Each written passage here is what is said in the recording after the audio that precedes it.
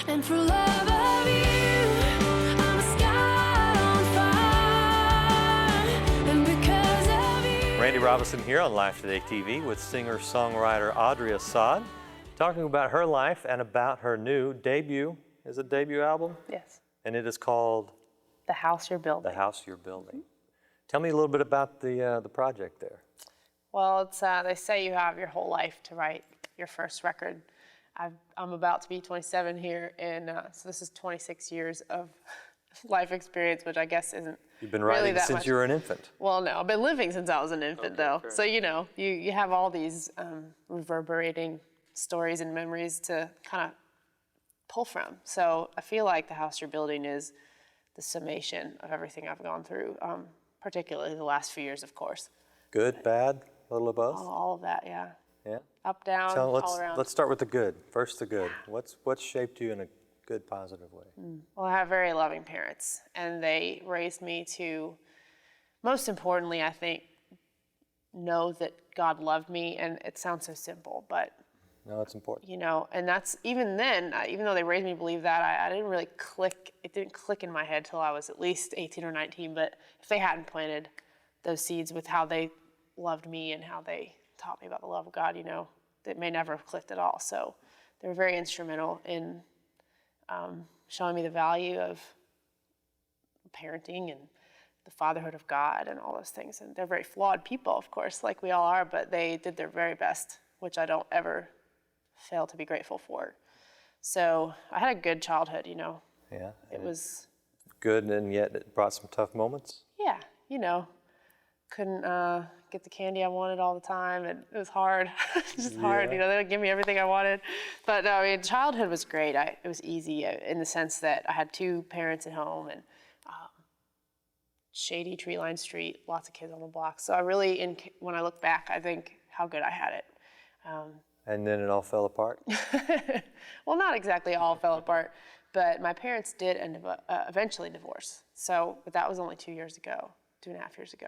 So it's kind of, I feel like that's a little less common of an experience, maybe more so now, but most of the people I know with divorced parents, it happened when they were young, and for me it happened at this stage in my life, which was like a chair being pulled out from under me in some ways, because you know what, it happens, unfortunately. It's very sad, but at the same time, like, so many people go through it.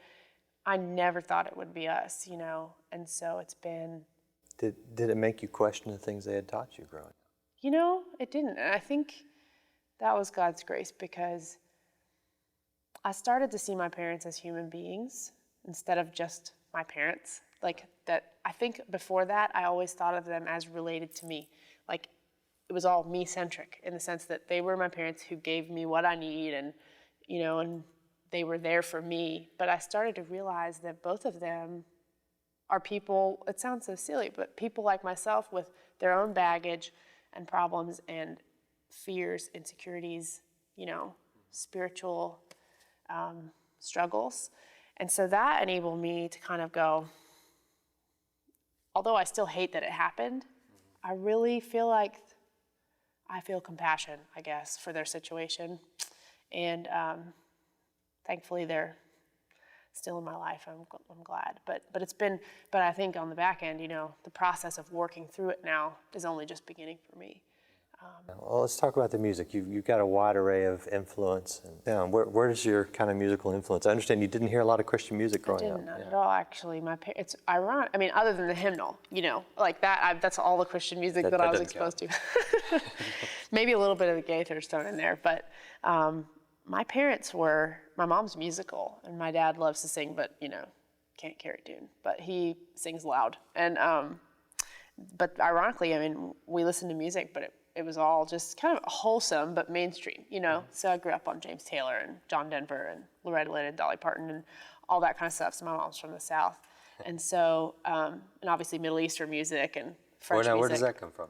My dad is from Damascus. He was born there and raised there, and came to the States at 18 years old. So and there's a French occupation in Syria for quite a long time. Yeah. So there's a lot of French culture there as well. So he brought a lot of that into our house.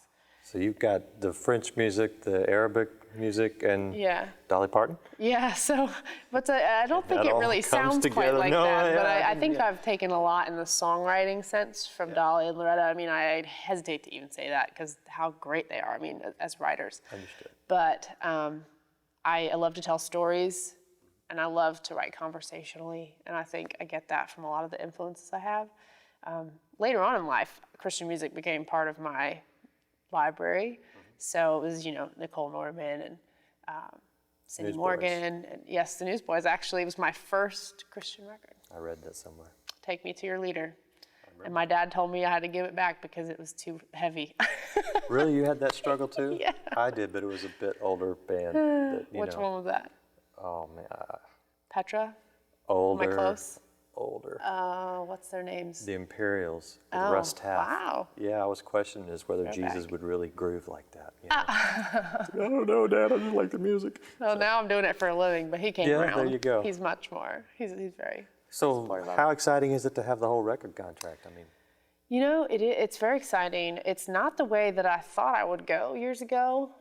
It's been a more recent development as far as like deciding to do things this way, because in this climate, you could be independent. Most Yeah. people are, I think, at this point. But I decided that the team at Sparrow I believe in them, and I think that they are awesome at what they do, and they believe in me, and so it's kind of this really great place to be. So I'm loving it. are you ready for all the airplay? Hearing yourself on the radio? Well, I have had that thing you do moment already, but it was nice. I was by myself, so it was kind of like I couldn't really.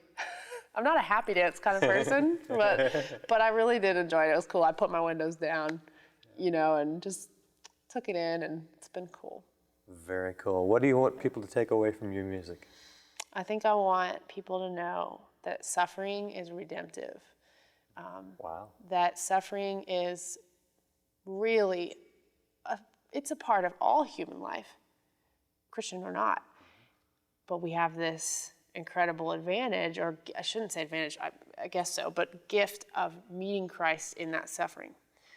Because we know what he went through for the race of man, and what he suffered, what he sacrificed. And really it gives even the smallest suffering that we feel like, maybe we even feel like it's small, but it's redemptive because Christ understands it and meets us there.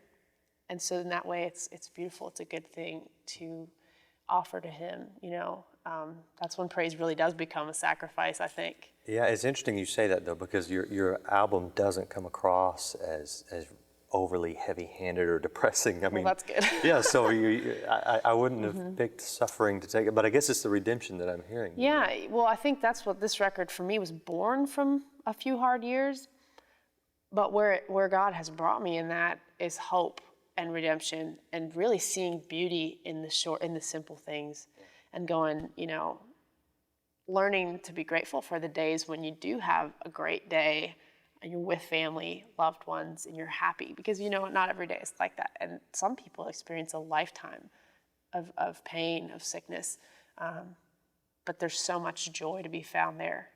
And I think I've really tasted and seen that in the last few years. And so a lot of that joy is poured into those songs.